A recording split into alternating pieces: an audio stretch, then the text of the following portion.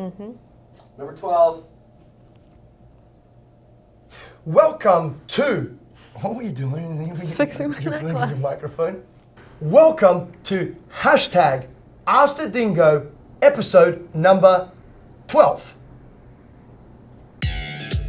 I'm Angela Remora. I'm your favorite Australian and the one, the only real estate dingo.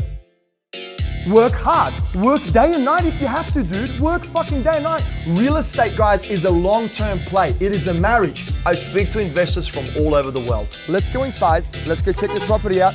I love you too. Ask the dumbest questions and you will learn and you will become an expert. There is no ifs, ands, or buts about it.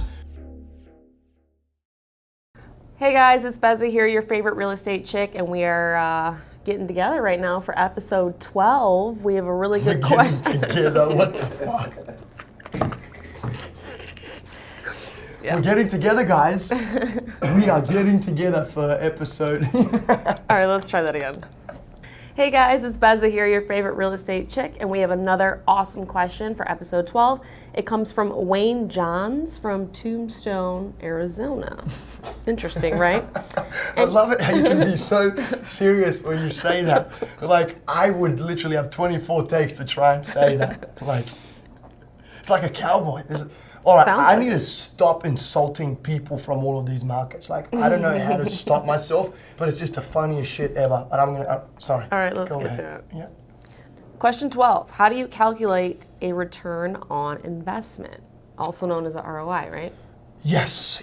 How do you calculate a return on investment? Okay, so I'll start off by saying this. Whenever you are calculating a return on investment, or whenever you are calculating anything related to business, it could be a business venture transaction or profitability of a particular business, right? You always want to go from the mindset where you're putting yourself in the worst case scenario, right? What is the worst that could happen? And you prepare for the worst, you hope for the best. So how do we prepare for the worst, Pez? Is we underestimate our income and we overestimate our expenses. It is very simple, right? Underestimate our income. So if you are calculating that a property is going to produce $800 per month in rent, instead of betting on the $800 per month in rent, give yourself a little bit of a buffer there, okay? And use a $750 per month rental. Or use the figure 750 as your monthly rental, right? You're giving yourself a buffer. You're underestimating your income. Then your expenses. Let's just say that we've got basic expenses on a particular property. I'll give you some expenses right now based on a property. You've got your insurance. You need to pay insurance just in case it burns down and whatnot. There's a certain cost that you pay every single month for your insurance, right? Then you've got your property taxes. You got to pay the taxes, right?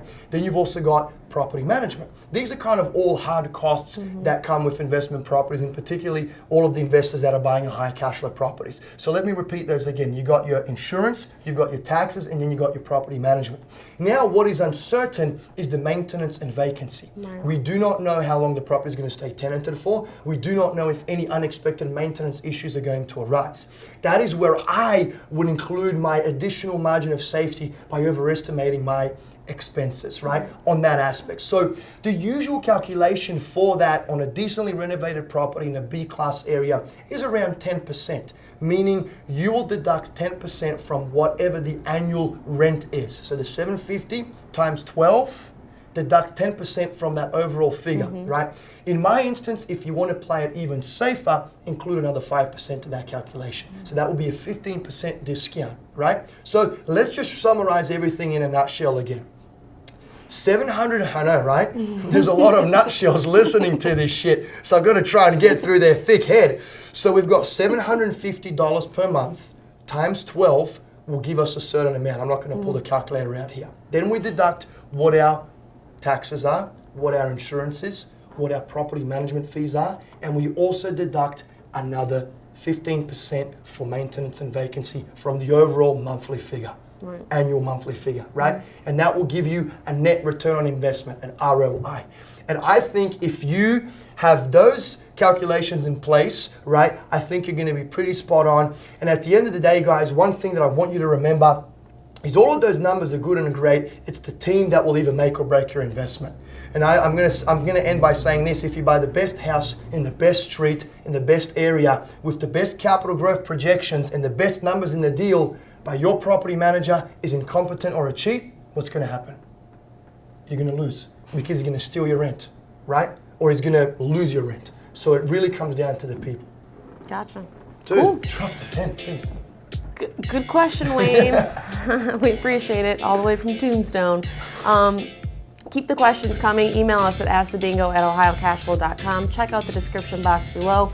We have all our links in there, including our investor application, where you can find out a lot more information about Ohio Cash Flow. So yeah, send those questions our way, and we'll check you out next time. Awesome. Thanks, guys. Bye. See ya.